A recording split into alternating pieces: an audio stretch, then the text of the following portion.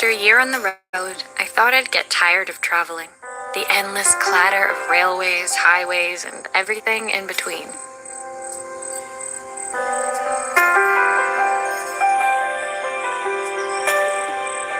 But as my train pulled into the station at Bellariva, I felt every bit as excited as the first day of my journey. A whole year. It felt like a lifetime. The places I'd seen, the people I'd met, of course, the forgotten treasures I'd given a new lease of life along the way. I'm a restorer by trade. Bringing our most beloved possessions back to life is what I love to do. I'd been traveling for months, working my way from one town to the next, fixing everything from family heirlooms to VCRs. Bellariva was my chance to take a break. Unfortunately, that would have to wait until after I'd unpacked.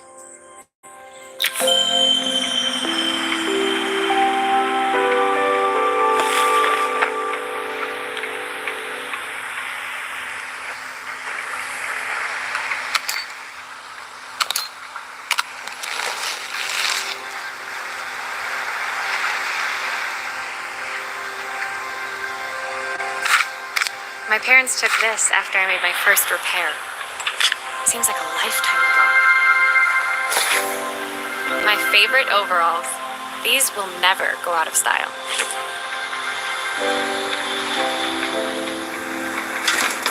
The tools of my trade. No hope of restoring things without these. Who doesn't love a scrunchie? Practical and stylish.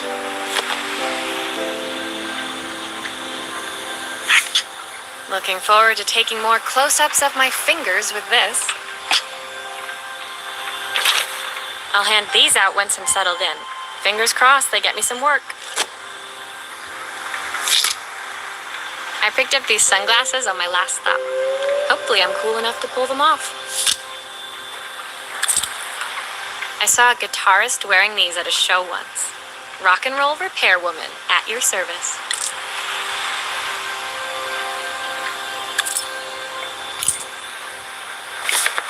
My passport. Not many blank pages left now.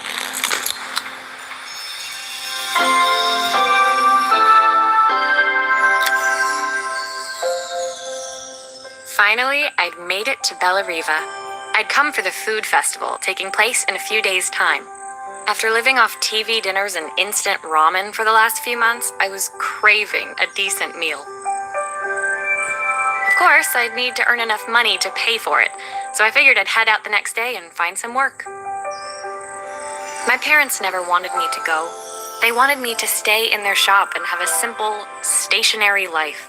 I knew there was a world out there, beyond the four walls of our antique store, that I had to be a part of.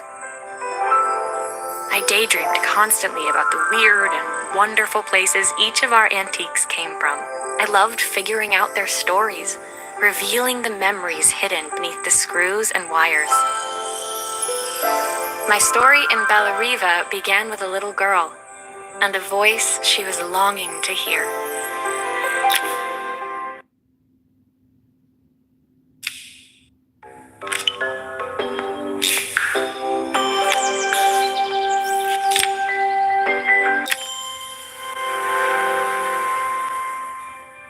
It was my first morning in Bellariva, and I couldn't wait to leave my hotel and explore. It was a quiet town, its streets and alleyways basking peacefully in the hot morning sun. In the main square, meanwhile, preparations were underway for the festival in a few days' time. As I handed out my flyers, I wondered what the people of Bellariva would need me to fix. So far, everything here seemed perfect. I was starting to worry I'd made a mistake when I felt someone tapping me on the back. Hi, I'm Izzy. Do you know how to fix things? It was a little girl, maybe 7 years old, who must have gotten hold of one of my flyers. She rummaged around in her backpack until she hauled out a battered red cassette deck. My tape is broken and I can't make it work anymore. I tried to fix it myself, but there's this metal thing in the way. Can you try?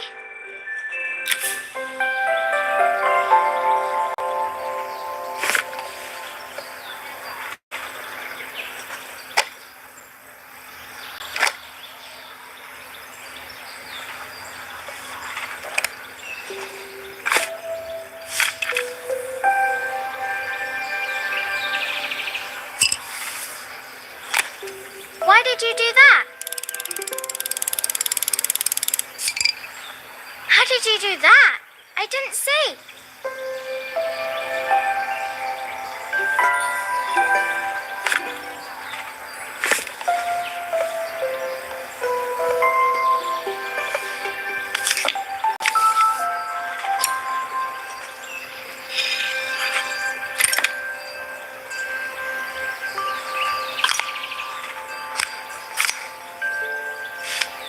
Aha! Those batteries look like they need replacing. Luckily, I have some spares.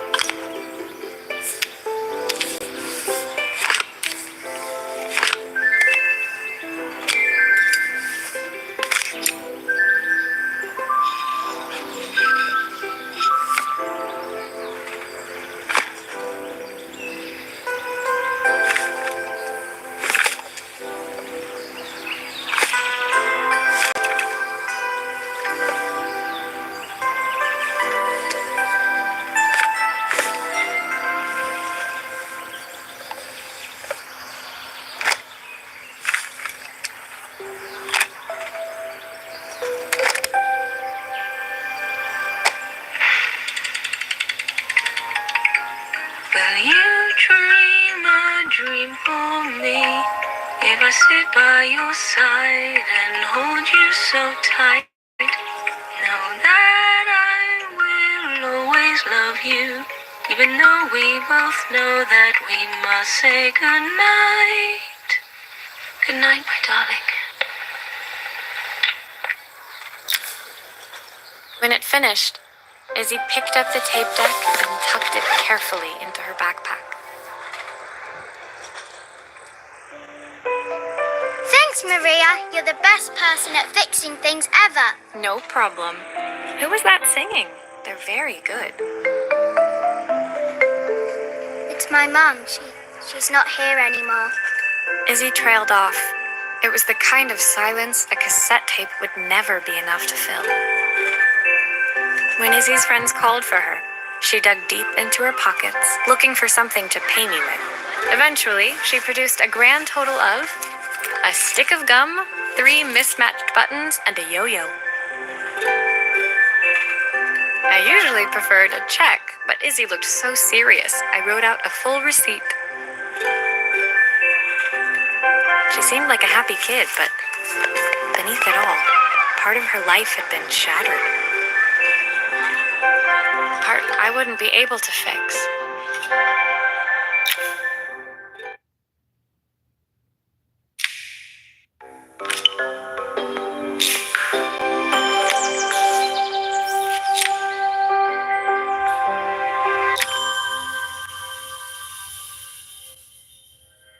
My first repair complete, I spent the rest of the day doing small jobs in and around the square.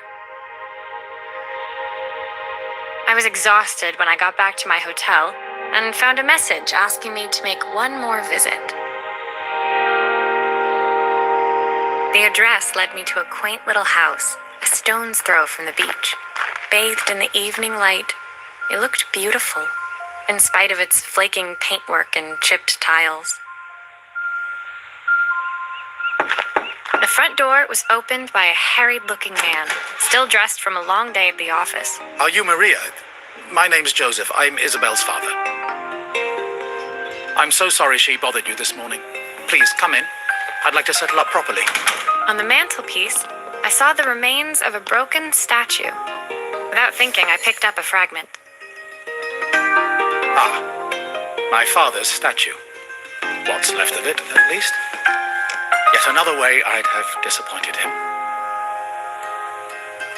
It survived 100 years in this family. But 5 minutes with Isabel and... do you think you can salvage it?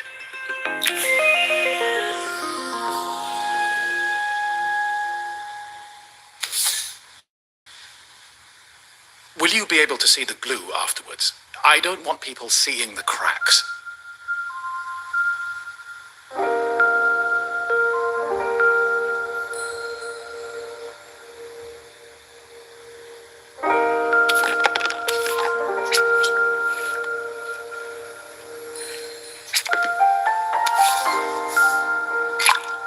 Sometimes I think my daughter should come with a warning label.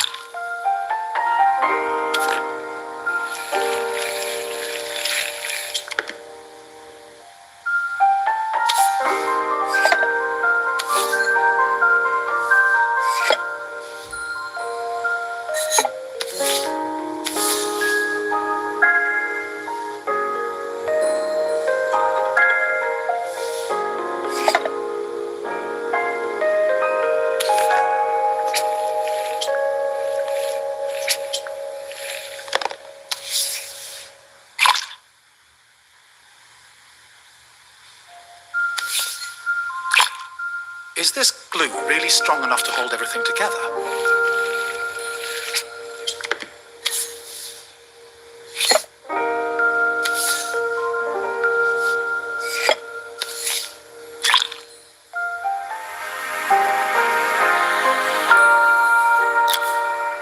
Thank you, Maria. It looks as perfect as it ever did.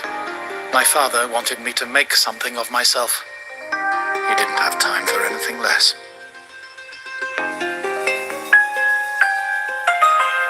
As Joseph put the statue back on the shelf, it nudged against the family portrait stood proudly next to it. So he was Bellariva's mayor. And that was Izzy's mom. They must both miss her so much. Sorry, I'm a little tired. I've been working late getting things sorted for the festival. There's only a few days to go. Looks like I'll be working late. Again.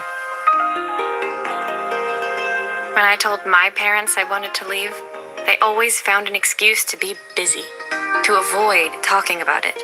I guess keeping themselves occupied was their way of pretending it wasn't happening. Joseph's work must have been taking up so much of his time.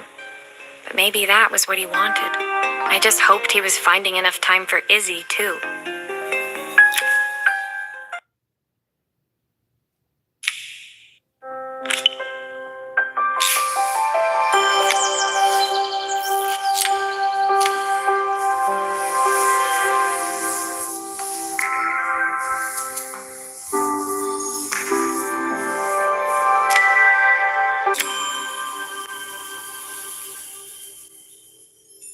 My second day in Bellariva dawned bright and clear.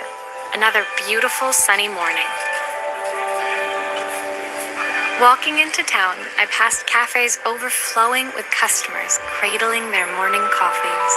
I stopped, breathing in the smell of roasted coffee beans and freshly baked pastries. I was about to go inside when the owner of Carmen's, the cafe next door, stopped me. Hello, Maria? Were you here yesterday handing out flyers? I have a job for you.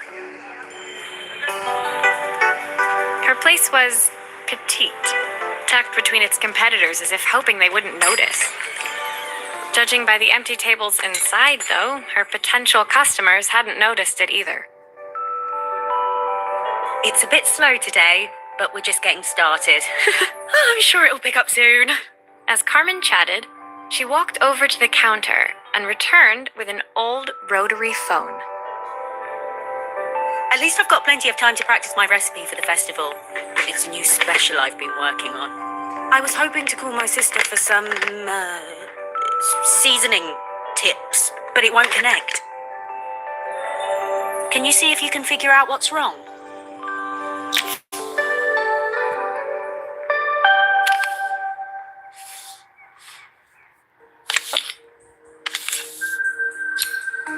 Obviously, we'd normally be much busier than this.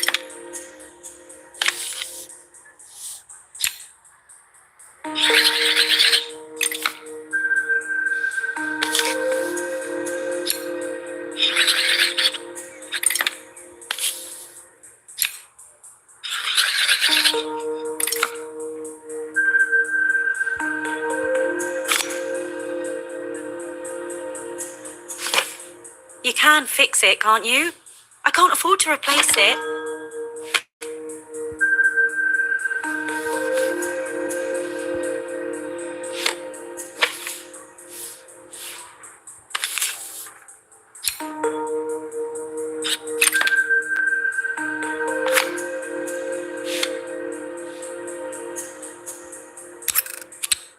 These connections aren't quite right. I should check the wiring.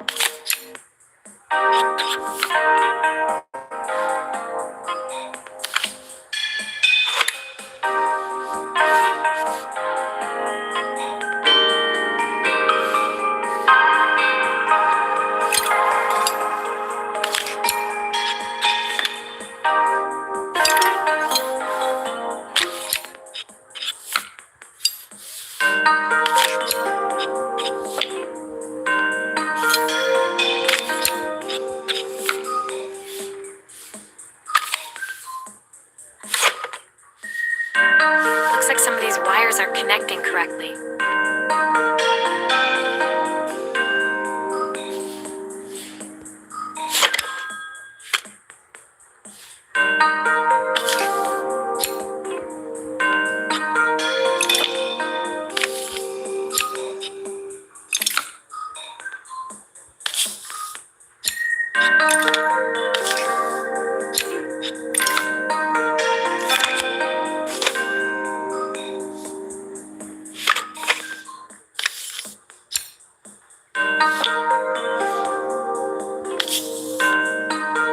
I'll need to check the wires are in the right configuration.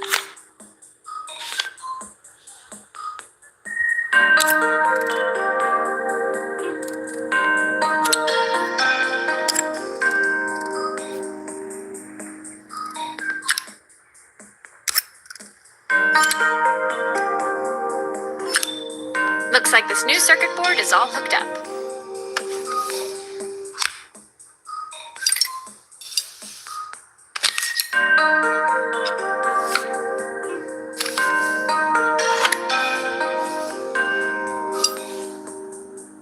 There's still a part I need to attach. Where does it go?